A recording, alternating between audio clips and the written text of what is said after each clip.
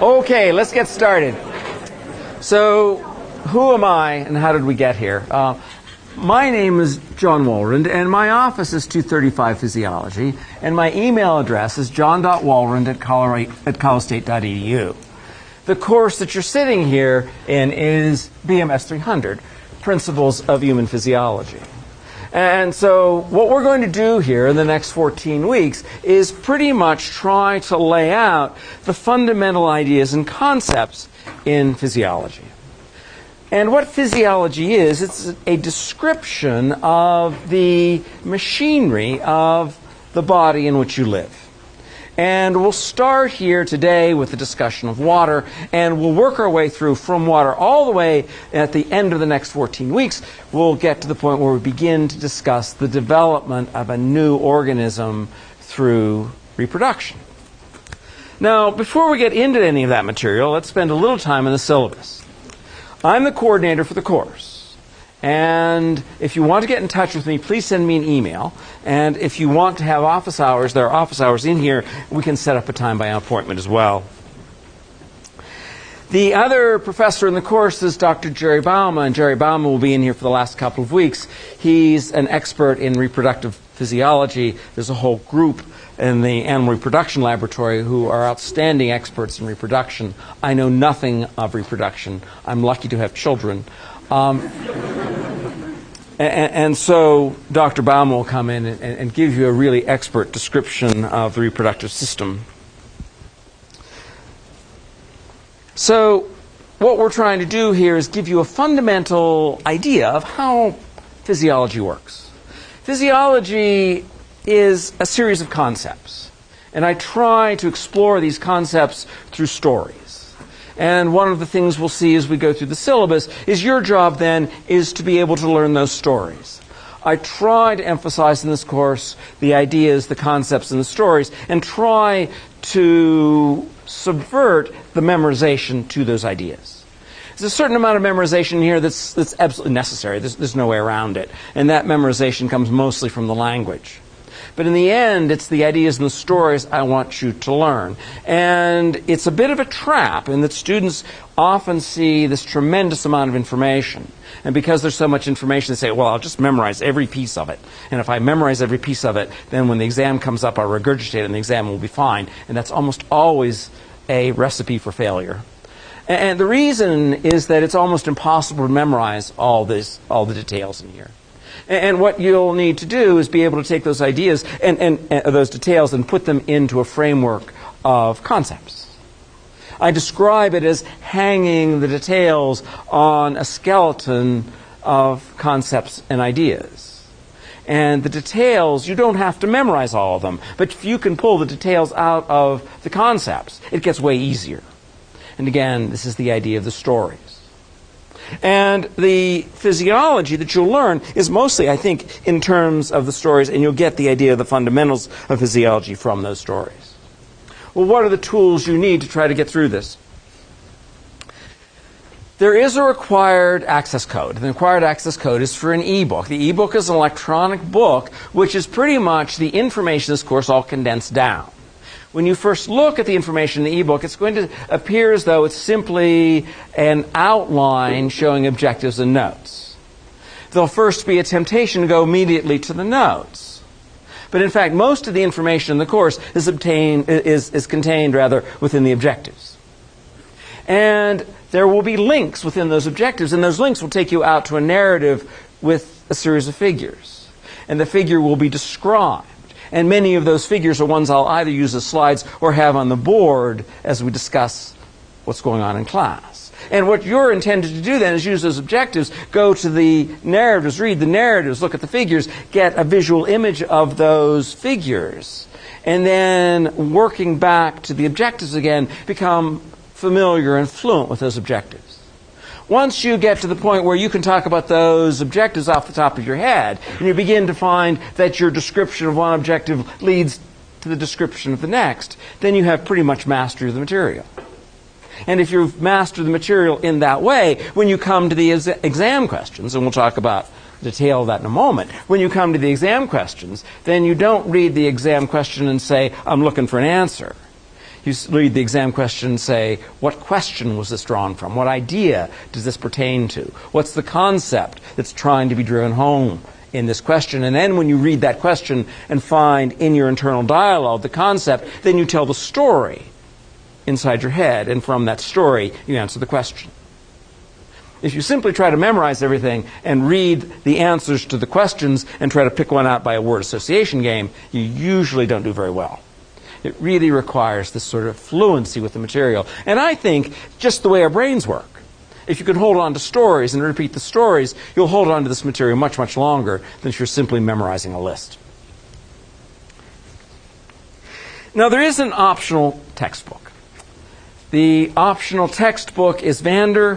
For those of you who like to have a hard copy text, I suggest you get the hard copy text. But first, don't go out and buy the brand new edition. Go online or find a place where you can get an out-of-print copy of the book. You can buy these for $30, $40. Get one that's a couple of editions old. The information doesn't change from one edition to the next very much. And then don't read that book cover to cover. Use the index. The index is your best friend. So that if there's something within the lectures, if there's something in the ebook that you're not clear on, something that doesn't quite make sense, look it up in the index and then read a paragraph. Look at the figures in that hard copy textbook and learn from that. The more ways you can look at this material, the more ways you can visualize this material, the easier the whole story gets. And so having one of these textbooks can be helpful. But on the other hand, in our modern world, Wikipedia is mighty useful. And so simply Googling any number of these terms, if you're not clear on them, will also guide you down the road to learn this material in more detail. And again, I'm trying to encourage you to generate your own story from this material. So however you get to this is up to you. But I'm trying to give you a series of guidelines to get to that material and to those stories. Prerequisites. Now, we've just found over time that students who lack a semester of college biology and a semester of chemistry tend to struggle in here. It's not as though you need the chemistry because we're going to be balancing equations. It's mostly the language. It's mostly understanding what molarity is, what it means, what diffusion gradients mean, what it means to be in high and low concentration. That's the chemistry that's important. There's probably something to do, too, with the rigor of biology, a college-level biology or chemistry course. And that rigor seems to help describe and help you describe the mechanisms that we'll be talking about in here. So it's mostly the rigor, it's not the detail. But we do find that if you haven't had a background in a little bit of biology and a little bit of chemistry, that it can be a struggle. The syllabus we're going through now, it's basically the rules of the road, and homework. There's no homework in here which is obligatory. The only homework are the ebook quizzes. And the ebook quizzes are probably a little bit different from the kind of homework you're used to. The ebook quizzes, once we get beyond the first week, are looking into the future. And what I mean by that is I'm trying to have a series of quizzes that get you into the material before you come to lecture. I know most students will not read the material before they get here, so there's a kind of inducement through these one-point quizzes to spend a little bit of time with the material so that you're familiar with the language when you arrive. I've talked to a lot of students who say that one of the difficulties with this course is that there'll be a new word. There'll be a new word that they're not familiar with at all. And so then there's a moment of dwelling on that word, trying to figure out what that means, and the lecture has gone on, and the idea is lost. So what we've tried to do with the ebook quizzes is mostly give you definitions, give you some fundamental words, so that when you come to lecture, those words aren't completely new and novel. And then you can follow the language along with the lecture much more easily. Now, each of those quizzes is worth 1 point. You can get a total of 12 points from the 14 quizzes. They're broken down into 5 questions, each worth 0.2 points. All of that is extra credit. And we'll talk in detail about how the grades are determined in here in a moment. But those are extra credit points that won't factor into your grade until after the grade cuts have been made. The way we do this is we'll take all of your exam grades, add those up, make the grade point cuts, the differentiations A, B, C, and D, and then after that add back the extra points, the extra credit points. So they're all extra credit and helpful and can't harm you in any way. The next page shows the schedule of the quizzes. Also, as a special needs, we have worked with Resources for Disabled Students for years and years. We have a good working relationship with them. So if you have disabilities, you have some special need, let us know and we'll make accommodations. Cell phones. I really ask that you put your cell phones away. And this is mostly for me. Because what happens to me is I look up and I'm in the middle of my lecture and I see someone on the cell phone and they're texting or on Facebook, and I had this sort of out-of-body experience where I'm trying to continue on with my lecture and I can do it for a sentence or two, and then the thought takes over of, why are they on their phone? Who are they texting? Why is that so important?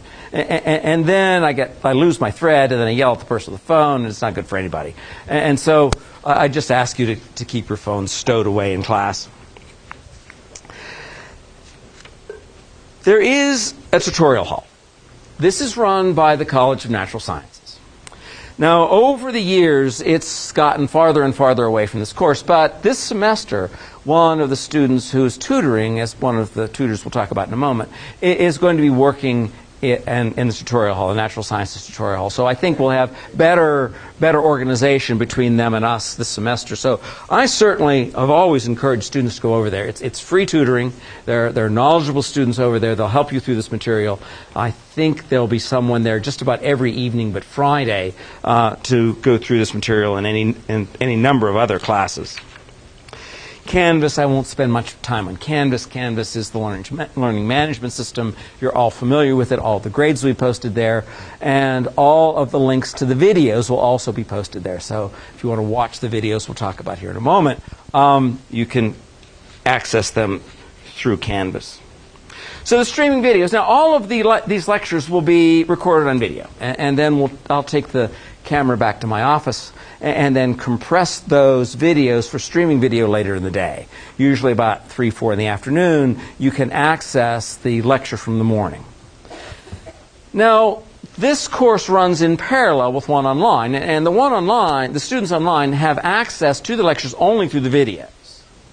I encourage you to come to class and attend class, and there are a number of reasons for that. One is that I think we've all been disciplined since we were about 5 years old to go to class, pay attention in class, and spend the time in class on the material.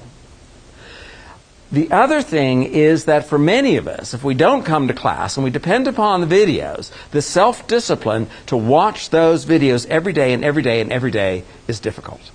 And so there's a tendency, at least for me, to procrastinate and find by the end of the weekend that I haven't really done it quite yet, and I'm 4 lectures behind. So I encourage you not to get into that trap. The other issue with the videos is I think they're useful tools. And when we started this a long time ago, I thought that they'd primarily be used by students who couldn't attend class, because in this class there are a number of athletes, a number of people who travel, and I thought this would be an advantage for the students who couldn't be here, and then suddenly it was being used all the time. And it turned out that it's a really good study tool. It's really good to be able to, as you're sitting here in lecture, as you're taking notes, when something gets a little hazy, when things get unclear, look at the clock. Take down the time. And then when you go back to the video, you can take the bubble at the bottom and move to that section of the video and watch just that section which is unclear. Some students like to rewrite their notes after class by watching the videos, and that has strengths and weaknesses too. One of its real strengths is we go pretty fast in here, and my writing can be pretty bad, and so sometimes it's not so clear, and it's easier to sort it out from the video. So again, the review in the video and be able to have a second shot at the lectures, I think, is an advantage. Recitations. There's a 1-credit course called BMS 200 that goes along with this course. It's an optional recitation. You don't have to take it. It's a course which is run by the graduate teaching assistants. And the graduate teaching is one in the back who's here right now is Danielle Lattis, and she's standing in the back waving at you. And then there's Jordan Glass and Weston Sands, who aren't here right now. And so those three GTAs are expert in this material. And these 1-credit recitations are all run on Mondays and Tuesdays. They're run after the lecture on Monday and before the lecture on Wednesday. So we've sandwiched them in so everybody's at the same point. The recitations are designed as a kind of condensed material. So the tutors will, the GTAs will cover this material, and we won't have them this week. We'll begin next week. And the GTAs will cover this material and condense the material for you. Now, having said that, we really encourage students to ask questions in those recitations. We're trying to encourage discussion. We're trying to encourage verbalization of this material. Sometimes those recitations are large, and it's not so conducive. But if you go to the recitations, please try to talk to and ask questions. Which then leads us to the tutorials. Tutorials are run by other undergraduate students. These are your peers. These are students who have come through this class in the last couple of years. They've liked the material. They like to teach. They like to transfer what they know to other students. And what it allows is it allows students to come together in these tutorials in small groups, 6, 8, 10 students. And the tutors then guide a discussion. If things are working really, really well, then what you'll do is do more talking than listening, because we'll try to encourage students to talk to one another. And it's through that interchange of discussion where most of the learning really occurs in this class. And I don't know what it is about the course, but I think it's really important that you do some verbalization of this material. Whether you do verbalization by going through your notes and verbalizing to yourself, whether you teach your cat, or whether you talk to your friends, there's something about the stories, there's something about verbalizing the stories that seems to be an important part of the learning. And these tutorials are generated so that you can go to small groups and do this discussion. One of the problems that we commonly find in these tutorials is students are reluctant to talk. They're reluctant to ask a question. There's always this worry that you're going to ask a silly question, that you're going to say something that you should have already known. And please don't feel that way. It's really, really important to ask questions to learn. And it's really, really important to become so familiar with your colleagues, with your peers, that you can say something silly. And this is not just at the level of learning as an undergraduate. This is a story that comes from my PhD advisor. And my PhD advisor worked at the Medical Research Council at Cambridge. And every afternoon, the scientists there at the MRC would get together and have tea. And they would discuss the science that was going on at the time. And my advisor said that nothing ever was really learned until people were free enough to ask stupid questions. And this must have required some courage, because there were at least 5 Nobel laureates in that group. And you had to feel comfortable enough to say something stupid, but he's absolutely right. Unless you feel so comfortable with the people around you that you can ask a silly question and not feel fear for the repercussions, learning is going to be a problem. So ask questions. Go to those groups and discuss these things. Become fluent with this material. Get to the point where you can talk about it off the top of your head, and it will really help you learn it a lot better. Examinations. There are 4 unit exams and a final in here. The 4 unit exams are each worth 100 points. There will be 32 multiple choice questions, each worth 2.5 points. There will be 20 points that come from fill in the blank. So that there'll be this statement on the last page of the exam, and there'll be a whole bunch of blanks, and you'll have to find the right nouns and verbs to fill into those blanks. Now, when you first look at them, you may look at them and say, there's more blank here than there is words. How am I going to figure this thing out? And what you have to do is spend a moment reading them, find the theme, and then reconstruct the story from which those fill-in-the-blank questions were drawn. And I think it's important to become so familiar with the material that any question, any idea that we approach, you can think about as a fill in the blank. You can think of as a story. And I think they're helpful for the multiple choice questions too, because the 32 multiple choice questions are standard multiple choice, but they're a little different, I think, in that I'm not asking you to call up a detail. I'm not asking you to find a word in the question which matches a word in the answer list. I'm asking you to read a question and not say, what's the answer? I'm asking you to read a question and say, what's the question? What's the idea from which this is drawn? What concepts are we trying to approach here? And then you start the dialogue, the internal dialogue in your head, and you start the story about that concept, that idea. And then from that story, you answer the question. Rather than finding a single word answer, you find the series of the answer or a couple of answers that best fits the story. And again, this is back to learning by telling stories. Now, you may ask, how do we get to 500 points out of 6 exams? And the reason for that is we'll drop the low exam score. The way this works is that there are 4 unit exams and the final. The final is worth 200 points, so you would add that up and say 600. But the way we work this is that if your lowest grade of the 5 grades, the 4 unit exams, the final, if your lowest grade is on one of the unit exams, then we drop that low grade and count the final twice. If the final is a disaster and your lowest grade is on the final, then we only count it once and we add the 4 unit exams plus the final exam score, and that gives your total number of points. There will be a total possible of 500 points.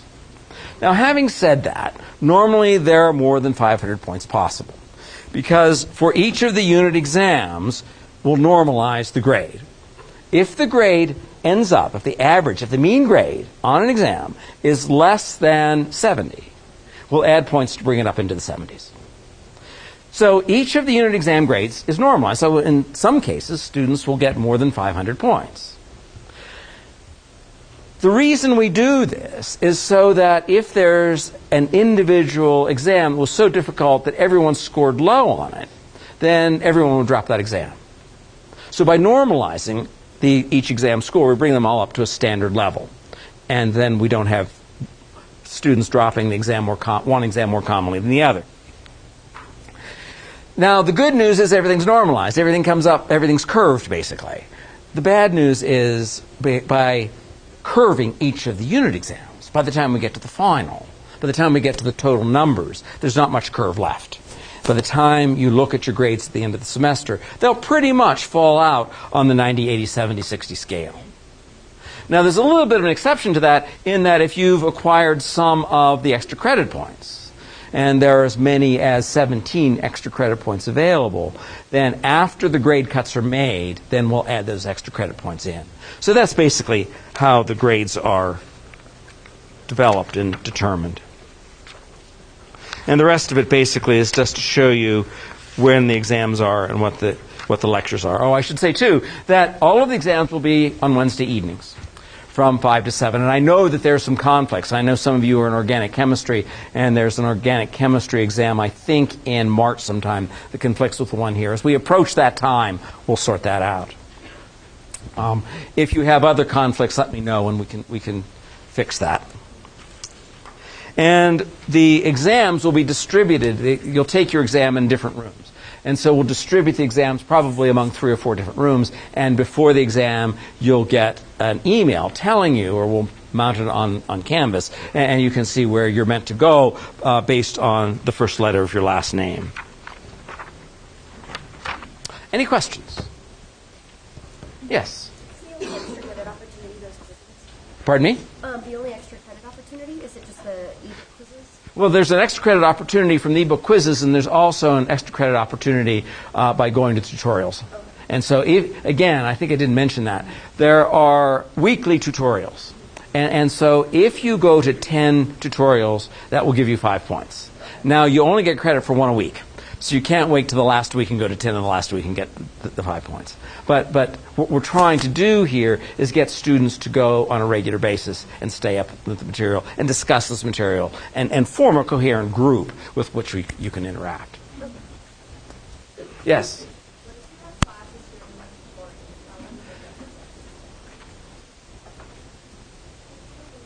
There are how many tutorials are there? 23?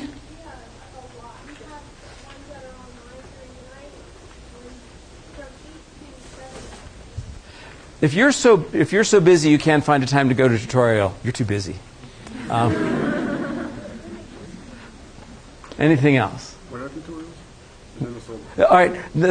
When are the tutorials? We have the schedule put together. We're going to mount that schedule on the homepage here in the next couple of days, and they'll start fairly soon. Yes. Are they starting next week or? When is the first one set, Danielle? So the first one is Monday at 9 a.m. So we'll start them next week. Yes. Do you have to go to the same tutorial every week? No. You go to whichever one you prefer to go to. It's nice if you go to the same one because then you get this cohort of students you're working with. But it's not necessary. And I suggest in the first couple of weeks that you go to a few of them and find one that best fits your learning style. We have so many of them that you should be able to find someone who teaches in a way that you're receptive to. And I think that's a really important thing. We all learn differently. And if you can find someone who's easier to listen to, who points out the ideas in a way that you understand, choose those. In the back, there was someone. Yes? No, the recitations are not videoed. Yes? I'm sorry, recitations. Some of the recitations we can video. Yes. I'm sorry. How long are The tutorials are 50 minutes, the regular class period. Yes. Do we keep track of those tutorial sessions, or do you guys keep track of that for us? Which ones are those? There will be something known as green sheets. And then you will sign in on the green sheet at those tutorials. And that's the way we'll keep track of whether or not you've attended 10 of them. Yes? The online tutorials, the wonders of our digital age, the online tutorials are kept track of automatically through Adobe Connect. So anytime you connect through Adobe Connect, that is stored. And so we have the electronic records there, for better or for worse. And And the online tutorials. And the online tutorials, interestingly enough, we set these up some time ago for the students in the online sections. And because we quickly found that students in Georgia were feeling isolated from people in Colorado. And so one place where we could bring people together was through these online tutorials. And then students who were on campus started to use them as well. And they've become fairly popular for students on campus, partly because of the time, partly, I hate to say this, but it's true, that there's a certain anonymity in asking questions online. And so the issue of not asking a silly question goes away largely. And so the online sections have been quite useful too.